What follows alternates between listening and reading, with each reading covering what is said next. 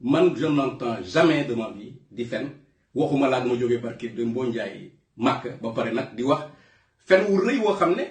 yaa ngi koy wax ci dëkk boo xam ne li ngay wax xëy na mën na taal dëkk li ma ci jublu mooy ci tontu ci question bi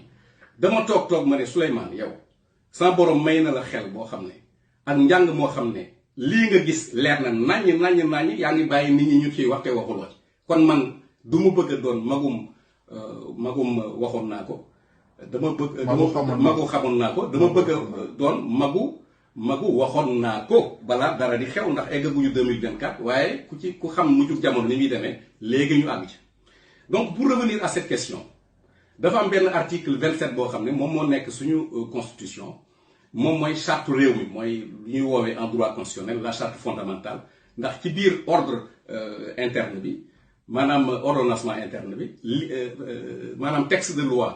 bi nga xam ne moom moo féete kaw lépp mooy suñu constitution boobu lan la wax article 27 dafa wax ne bu ñu ko waxee ci tubaab la durée du mandat du président de la République est de 5 ans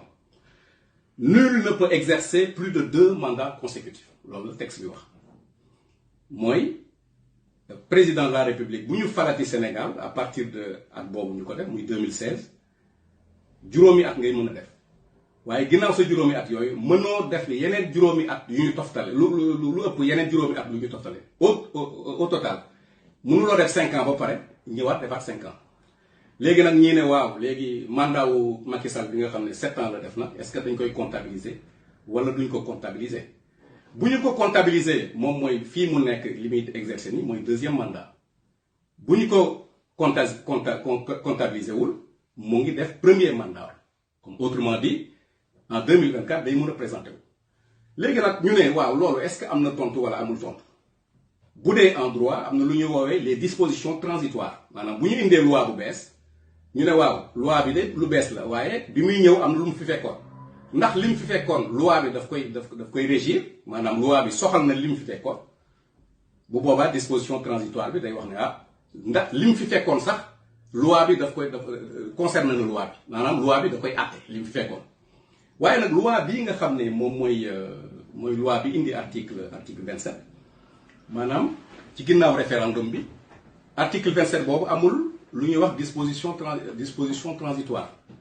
waaye question bi li ko àtte te foofu laa bëgg ñu déglu ma bu baax a baax ndax dafa am benn ëttu àttekaay bu mag bu nekk Sénégal ñu koy wax conseil constitutionnel sama boroom def na ci ñi ma jàngal ndax nit jékkul jékki rek tekki dafay am ci loxo yu mu jaar am na ku ñuy wax Yankuba Isaac Ndiaye Jacob lañ ko daan wooye man moo ma yoroon droit des obligations muy ku xarañ ñëwoon fii tamit France di fi jàngale nekk ku xarañ ba sax di jommal tubaab yi am na keneen ku fa nekk koo xam ne ñoom ñëpp sequ mag ñoom dara sax waaye ñoo ma jàngal war naa leen wormaal ñu koy wax Njaw Diouf moo ma yoroon droit commercial nekk ku xarañ macha allah ak ñeneen ñoo xam ne wax dëgg yàlla ay doomu Sénégal lañu ñoom ñoo nekk ci conseil constitutionnel. président laajoon na leen avant référendum bi ni leen waaw sama mandat 7 ans bii est-ce que dafay bokk ci décompte bi maanaam est-ce que dañ koy considérer comme premier mandat ba nga xam ne suñu ko considérer su ma defaatee mandat 5 ans boobu élection 2019 sa ñëwagul su ma defaatee mandat comment dirais-je 5 ans man pare na ou bien loolu la président posé woon question léegi moom question bi sax bi Macky Sall posé woon conseil constitutionnel mu ngi nii est-ce que je peux appliquer la nouvelle durée de 5 ans du mandat précis à mon mandat en cours maanaam est-ce que sama mandat 7 ans bi nouvelle loi article 27 bi dafay ñëw soxal ko wala déet conseil constitutionnel tontu de façon très claire li conseil constitutionnel tontu mu ngi ko def ci benn décision numéro 1/C/2016 du 12 février 2016 conseil constitutionnel tontu lii ndax dama koy wax ci tubaab soo ko wax wolof conseil constitutionnel yi la tontu le mandat en cours au moment de l'entrée en vigueur de la loi de révision par essence intangible et hors portée de la loi nouvelle loolu conseil constitutionnel boo jëlee décision boobu mu rendre le 12 février 2016 mi ngi ko wax ci paragraphe 30 des motifs boo demee tamit ci li ñuy wax dispositif bi maanaam acte dafa am structure dafay am les visas moom mooy texte de loi yi ngay basé wu ngir acte ensuite day am motif moom mooy fan nga teg li ngay acte day am dispositif mooy li nga àtte lan la ci dispositif bu conseil constitutionnel yi la wax la loi nouvelle sur la durée du mandat du président de la République ne peut pas s'appliquer au mandat en cours lii sëñ Kaliou dafa leer moom mooy que loi article 27 boobu di wax ne loi bi 5 ans la plus 5 ans mu jeex dafa ne bokkul maanaam 7 ans yu njëkk yi bokk ci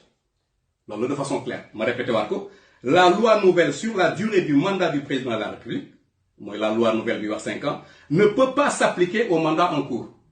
si c'était en 2016 boobu Macky Sall mu ngi ci mandat en cours ñu ne ko kon 7 ans yi bokk ci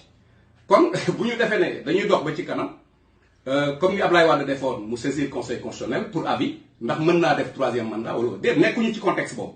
dañoo nekk ci contexte boo xam ne conseil constitutionnel tontu na bu yàgg depuis 2016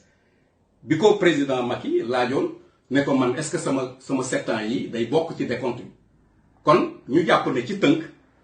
président Macky Sall mën na représenter wu su ko neexee mën na bëygee beneen mandat en 2024 nañu def attention aussi ci li ñuy wax parce que maa ngi dégg ñuy wax 3e mandat déedéet ndax li conseil constitutionnel wax te ëttu attekaay la dafa wax ne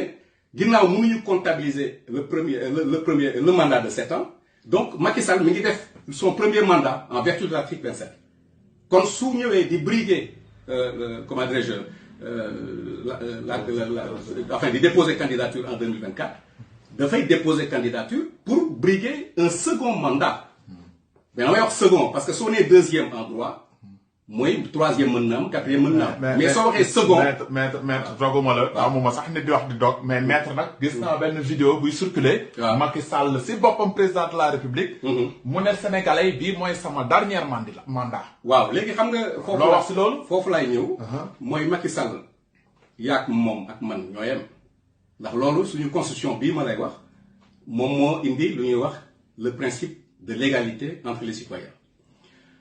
waaye Macky Sall moom wax mun na wax loo xam ne xëy na li mu jàngul droit moom moo tax mu di ko wax man li ma jàpp mooy au départ xëy na moom dafa amoon intention ne dama bëgg a verrouiller constitution bi parce que laata ñu koy fal loolu la promettre Sénégalais yi ne damay verrouiller constitution bi ba ku ñëw ñaari mandat ngay def dem sa yoon bi mu ko waxee waaye fàtte woon na wala moom xam na ne bu baax a baax saisiroon na conseil constitutionnel ne ko est-ce que sama mandat 7 ans bi ci la bokk conseil constitutionnel tontu woon ko ne ko sa mandat 7 ans bi bokk ci kon ginnaaw fal nañ ko une première fois en 2019 mën na présenter waat en 2024 xam nga lu tax mooy président Macky Sall amul choix fi mu ne nii su ko neexee nag lu ko neex mu wax keneen ku mu neex lu la neex nga wax waaye conseil constitutionnel décision la rendre xam nga décision bu ko ëttu àttekaay rendre kenn amul choix maanaam day tegu sa kaw citoyen bu mu mën a doon day tegu ci kaw président Macky Sall autrement dit décision conseil constitutionnel boobu mu ngi tegu ci kaw Macky Sall day appliqué wu maanaam Macky Sall amul choix par force lay respecter décision conseil constitutionnel xam nga lu tax ndax ëttu àttekaay bu ñu ko créé dafa am lu ñuy wax loi organique boobu moom mooy wax ëttu àttekaay bi ci kaw naka lay liggéeyee article 13 u loi organique boobu dafa wax ne le conseil constitutionnel statue en rendant des décisions c'est-à-dire conseil constitutionnel décision lay appliqué boo nee décision en droit moo xam tribunal correctionnel moom moo ko àtte moo xam tribunal administratif moo xam maanaam comme suñu conseil constitutionnel bi su ko rendre rek décision bi par force lay appliqué wu kon nag Macky moom lu ko neex na wax mais li nga xam ne mooy droit man de wax dëgg yàlla waxuma un avis politique loin de là je donne un avis technique bi maa ngi ko teg ci kaw et je défie quiconque koo xam ne da nga bëgg ñu débattre ak ñu demee noonu soo bëggee ci beneen plateau ak lu mu mën a doon nga xam ne article 27 bi lii la wax waaye conseil constitutionnel tontu woon na bu yàgg ne sa mandat 7 ans bi bokk loolu moom mooy li nga xam ne daa leer moom waaw conseil constitutionnel daf ko wax de façon très claire kon nag lii moom mooy li nga xam ne mën na am donc en résumé Macky Sall n'a pas le choix su ko neexee mu présenter en 2024 su ko neexee aussi mu bañ a présenter wu mais yoon may na ko mu présenter wu en 2024. donc jàpp nga ni en 2024 Macky Sall ak APR ak seen i gàngoor bu ñu yoree seen liste dem ba conseil constitutionnel ne dañuy déposer donc conseil constitutionnel du ko rejeter. déedéet pas du tout parce que c'est recevable. non c'est recevable. c'est recevable. loolu moom amul sax demal maa ngi ñëw amul loo xam ne loi bi daf ci lënt wala lëntu ci polémique yi xew autour yëpp wax dëgg yàlla xëy na nit ñi xam nañ loo leen manifesté wu mais encore une fois man li may wax vraiment amul kenn benn kàngam bu ma xam ci gouvernement bi boo xam ne damay communiquer ak yow wala benn kàngam mu opposition bi vraiment voilà ci yoon laay wax parce que man Cheikhul Khadim mi ma yaakaar defal na ma teraanga boo xam ne maa ngi ciy suturlawu ak képp ku ma yaakaar waaye nag am naa obligation sama réew Sénégal la ma wax loo xam ne day jur jàmm ndax lii bu ñu ko tranché wul de façon claire boroom xam-xam yi wax ci su boobaa mën na jur loo xam ne dañuy di defee ne lu lënt la te lii dafa leer lii dara gënu ko leer waaw mu leer ci boppu sénégalais. li may préciser. te du laaj sax conseil constitutionnel. ndax Abdoulaye Wade dafa laajoon conseil constitutionnel. mais Macky moom du laaj sax conseil constitutionnel ndax munoo laaj koo xam tontu woon na la ba noppi. conseil constitutionnel tontu woon na ko laata muy faluwaat. en 2019 tontu woon na ko le 12.